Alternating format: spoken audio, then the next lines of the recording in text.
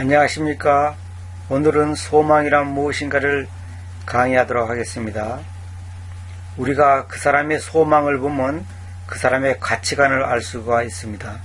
그 사람이 꿈꾸는 소망이 무엇인지 그걸 보면 그 사람의 신앙, 사상, 어떤 철학, 그분의 어떤 마인드, 관점, 여러가지 그 사람에 대해서 짐작할 수 있죠. 마찬가지로 우리 그리스도인들도 다 소망이 있습니다. 근데 성경에서 말하는 소망이란 무엇인가? 진짜 우리가 가져야 될 소망이 무엇이고 우리가 가지고 있는 소망이 어떤 것인지 이거에 대해서 한번 생각해 보는 시간을 갖겠습니다. 우선 이 글을 한번 읽어봅시다. 소망이란 어떤 분으로부터 어떤 약속을 받았을 때 가지는 것이니 우리는 막연한 소망을 가지는 것이 아니라 절대 확실하고도 분명한 약속 위에, 즉 주님으로부터의 약속 위에 있는 소망을 가져야 되는데 그 소망은 어떤 것이고 어떻게 그것을 획수할 수 있을까요? 만약 그 소망을 얻지 못한다면 어떤 불행이 닥칠까요? 성경에서 몇 절을 통해 간략히 살펴보고자 합니다. 우선 제가 창세기 3장부터 한번 읽어보겠습니다. 3장 12절부터. 그러자 그 남자가 말하였다. 여기는 남자란 것은 아담을 말한 겁니다. 님께서 저와 함께 있도록 주신 그 여자, 그녀가 그 나무에서 제게 주어서 제가 먹었습니다.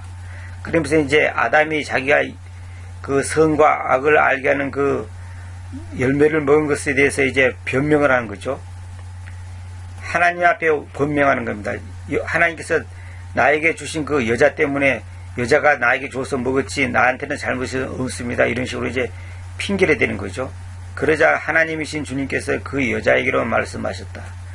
너가 행하여 왔던 이것이 무엇이냐? 그러자 그 여자가 말하였다. 그 왕독뱀이 저를 기만하여서 제가 먹었습니다.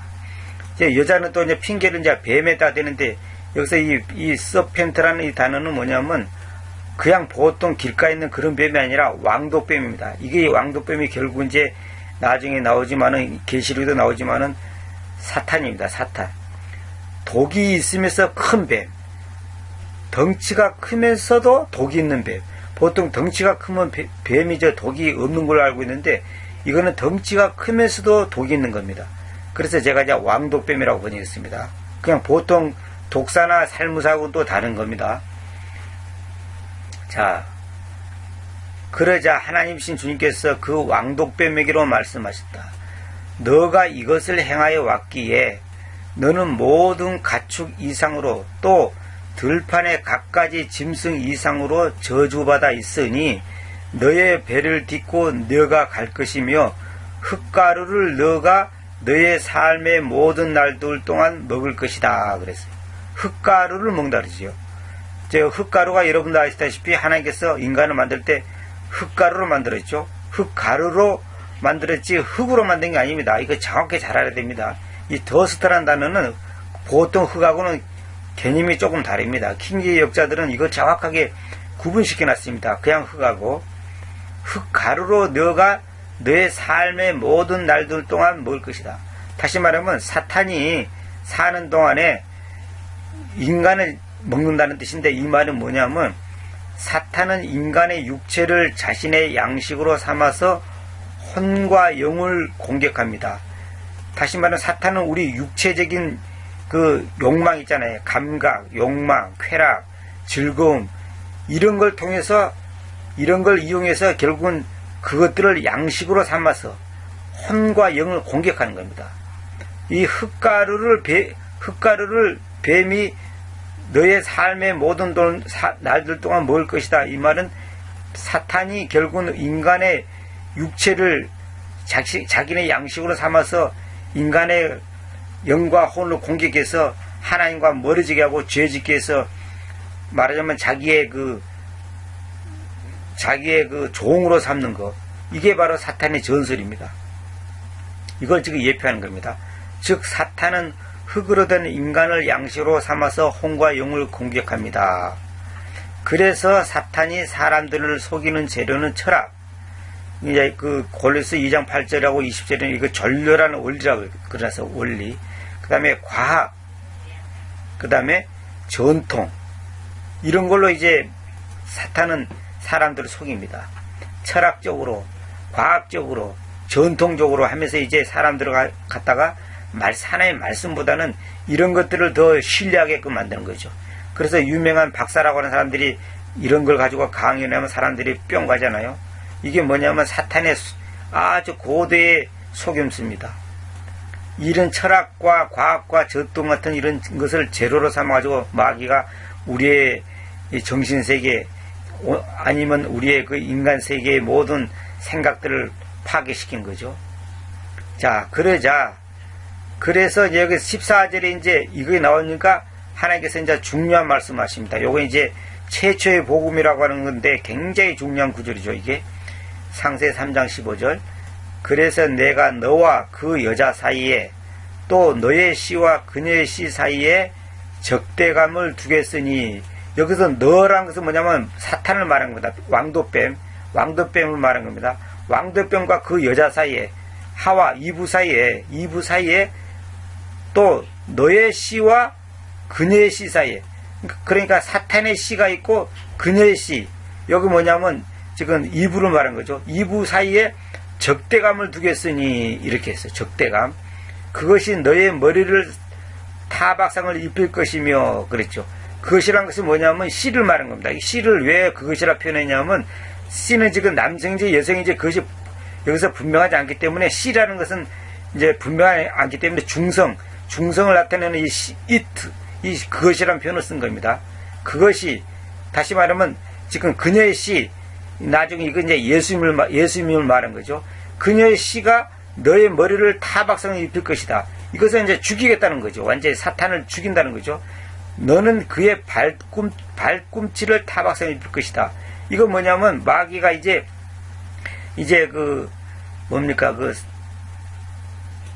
나중에 오실 그 예수님을 갖다가 이제 발꿈치를 타박상을 입히니까 이제 뭔가 이제 공격을 한다는 거죠.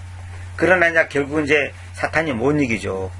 이거 굉장히 중요한 창세기 3장 15절입니다. 이거 최초의 복음이고, 이것이 이제 앞으로 예수님께서 오셔가지고 마귀를 어떻게 멸할 것인가를 예표하는 그 예언의 말씀이죠. 잘 아다시피 이 구절은 장차 주님께서 이 땅에 오셔서 사탄의 권세를 멸망시키시고 우리 구원자님이 되실 것을 예언한 것입니다. 제가 이렇게 설명을 붙여놨죠. 근데 여기서 이제 개혁성경에 보면 이렇게 돼 있죠. 내가 너로 여자와 원수가 되게 하고, 그랬죠. 그 다음에 내 후손도 여자의 후손과 원수가 되게 하고, 원수가 된다. 원수가 아니고, 원수라고 번역하면 안 되고, 이게 적대감을 두는 거죠. 그 다음에 여자의 후손은 너 머리를 상하게 할 것이요, 너는 그의 발꿈치를 상하게 할 것이다. 그냥 상한다는 정도가 아니라 타박상, 딱 그 강하게 때려가지고 이제 상처를 입히고 이제 어떤 이제 그 흠집을 내는 거죠. 근데 여기서 이제 다른 성경은 적개심, 적이 이렇게 하는데 뭐 비슷하다고 말할 수 있습니다만은 저는 이제 이거 적대감이라고 했습니다. 적대감. 아주 그 서로 완전히 대립하는 감정이잖아요. 서로 적으로 생각하고 이제 서로 대적하는 그 감정, 그런 마음을 두겠다는 거죠. 당연하죠, 그거는. 자, 그래서 지금도 마귀는 어떻게든지 그리스도의 복음을 왜곡시키고 변개시키고 뭡니까 이렇게 사장시키기 위해서 갖가지 전술을 쓰죠. 그것이 지금 세상에는 말할 것도 없고 교회 안에도 들어오고 신학교 안에 들어와서 하나의 말씀을 난도질해 버리고 완전히 그 하나의 말씀을 그 자유주의 신학에 의해서 하나의 말씀을 신뢰하지 못하도록 하나의 그 전설 따라 삼천리, 하나의 그 무슨 동화 속에 나오는 얘기처럼 취급해버리는 그런 고대의 전술을 쓰고 있죠. 지금 대부분의 신학교가 여기 넘어가 있습니다.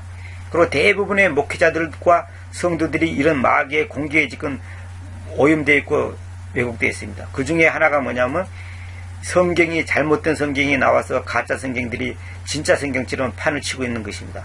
마치 NIV가 최고 성경이다. 킹제임스는 틀렸다. 지금 목사들이 그렇게 가르치고 있잖아요. 이것이 뭐냐면 마귀가 지금 승리하고 있다는 증거입니다. 그러니까 똥인지 된장인지도 모르는 사람들이 이제 뭐라 그럴까요? 지금 NIV 성경을 최고의 성경이라고 하면서 강대상에서 NIV 그랬잖아요. 내가 다시 한번 말하지만 NIV는 영어 성경 중에 최고의 마귀의 걸작품입니다. 마귀의 걸작품. 이런 말을 들으면 여러분들이 깜짝 놀랄 겁니다. NIV 갖고 은혜 받았는데 뭐 네가 그럴 수가 있냐 뭐 이렇게 하겠지만은 그건 당신 생각이고 저는 그렇게 확신하고 있습니다. 따지려면 언제든지 오셔서 따지시기 바랍니다. 얼마든지 내가 증명을 해줄 테니까. 자, 그리고 너의 씨 안에서 지구의 모든 민족들이 복받을 것이니 그 까닭은 너가 나의 음성에 순종하여 왔기 때문이다. 이건 이제 아브라함 보고 하는 말입니다. 창세기 22장 18절에 있는 것은 지구의 모든 민족들이 복받을 것이다. 이것이 바로 이제 아브라함이 믿음의 아버지가 된다는 거죠. 믿음의 아버지. 우리 개성에는 믿음의 조상이라 그러는데 조상이라 하지 말고 믿음의 아버지라고 표현하십시오. 그 다음에 열왕기상 8장 42절을 보면 이런 말이 있죠. 게다가 님의 백성 이스라엘에게 속해 있지는 않으나 님의 이름으로 인하여 먼 나라에서 오는 낯선 자에 관련하여 이런 표현이 있어요. 먼 나라에서 오는 낯선 자, 이게 바로 후일에 이방인들이 구원받을 것을 예언한 것입니다. 이렇게 내가 써놨죠. 그러니까 뭐냐면 지구의 모든 민족들이 복받는다는 것은 뭐냐면 결국은 유대인뿐만 아니라 이방인들도 복을 받는다는 거죠. 무슨 복? 믿음의 복을 받아서 그 믿음에 의해서 우리 혼이 구원받는, 다시 말하면 천당 가는, 세 번째 하늘로 가는 그런 복을 받게 된다. 구원을 받게 된다 이 말입니다. 그래서 아브라함이 믿음의 아버지가 되는 겁니다. 자, 창세 49장 10절 한번 봅시다. 그 홀이 유다로부터 떠나가지 않으며 또한 입법자가 그의 발들 사이에서부터 떠나가지도 않을 것이니 실로께서 오실 때까지 그래야 할 것이며 그에게로 백성을 모으는 것이 있을 것이다. 그에게로 그 백성을 모으는 것이 있을 것이다 이랬죠. 여기서 실로는 이제 메시아를 말하는 겁니다. 메시아. 근데 이건 뭐냐면 실로가 온다는 것은 뭐냐면 예수 그리스도의 재림을 미리 예언하는 겁니다. 이건 이제 내가 여러분 참고로 알라고 얘기했습니다. 왜 내가 이런 구조를 인용하냐 하면 소망이 뭐냐? 우리의 소망은 다른 게 아닙니다. 이러한 것들이 우리의 소망이지 지금 다른 게 소망이 아니기 때문에 제가 이런 구절을 지금 여러분들한테 맛을 보여주는 겁니다. 자, 그 다음에 예레미야 17장 13절 한번 봅시다. 오 이스라엘의 소망이신 주님이여, 오 주님이여 해놓고 이 컴마가 있잖아요. 이게 뭐냐면 이스라엘의 소망과 오 주님과 이게 동격입니다.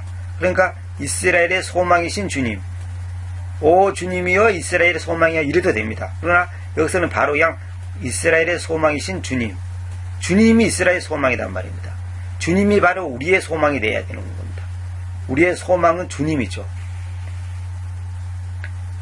우리의 소망은 주님. 주님 속에는 뭐가 있습니까? 믿음이 있고 생명이 있고 말씀이 있고 진리가 있고 구원이 있고 사랑이 있고 모든 것이 들어있는 겁니다. 주님 안에는 모든 선한 거, 좋은 거, 영원한 것이 다 들어있죠. 그러니까 주님 한 분만이 우리의 소망이 되는 거죠. 주님만 차지하면 모든 것이 끝나는 거죠. 주님만 우리의 구원자가 되고 나와의 생명에 연결이 된다면 그 이상의 소망은 없죠. 근데 많은 사람들은 지금 헛된 소망을 붙잡고 있단 말입니다. 통장 속에 있는 돈을 소망으로 산단 말입니다. 자기의 건강을 소망으로 삼고, 이런 소망은 잠깐 있으면 없어질 것들입니다. 그러나 우리 주님은 영원히 존재하시죠. 그러니까 그 주님이 우리의 소망이 되어야 된다 이 말입니다. 자, 봅시다. 님을 저버리는 모든 자들이 부끄러워할 것이고 저로부터 떠나가는 자들은 땅에 쓰여질 것이니, 땅에 쓰여진다는 말은 뭡니까? 우리의 이름이 하늘에 쓰여져야 되는데 저로부터 떠나가는 자들은 땅에 쓰여질 것이니, 이건 뭡니까? 우리가 구원을 못 받는단 말이죠. 그러니까 주님을 저버린 자들은 부끄러워할 것이고, 저로부터 이 말은 뭐냐면 주님으로부터 이걸 말한 겁니다.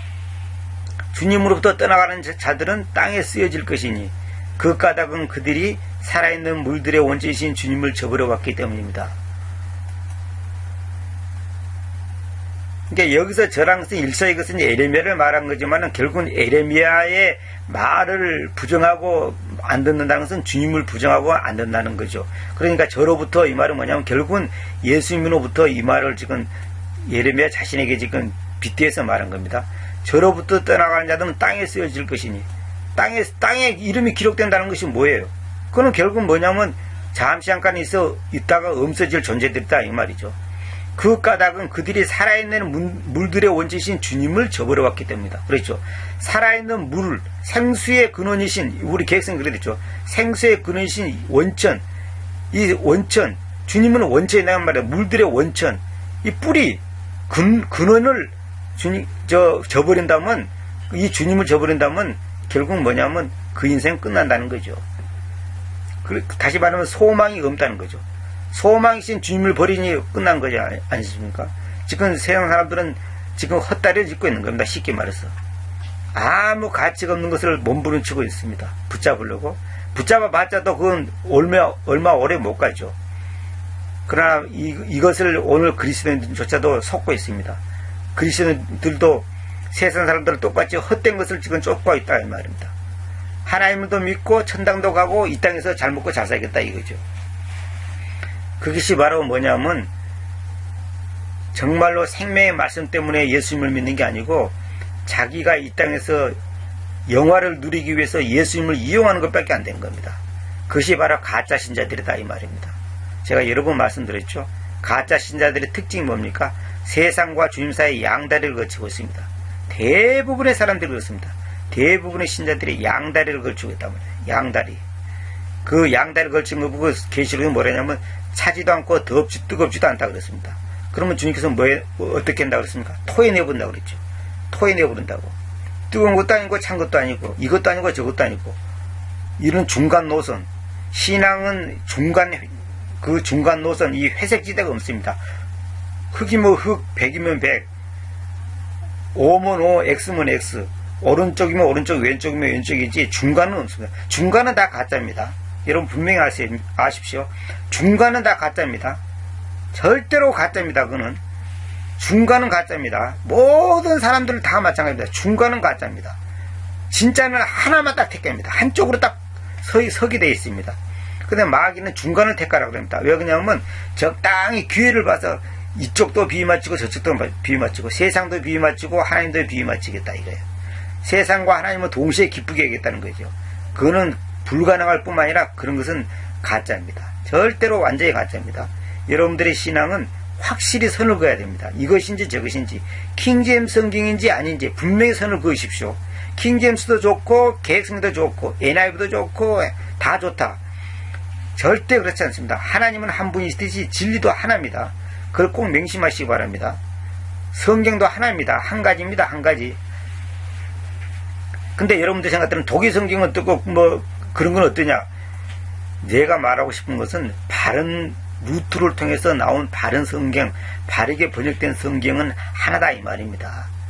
그런 것을 말한 겁니다.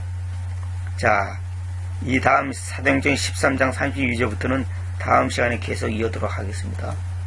감사합니다.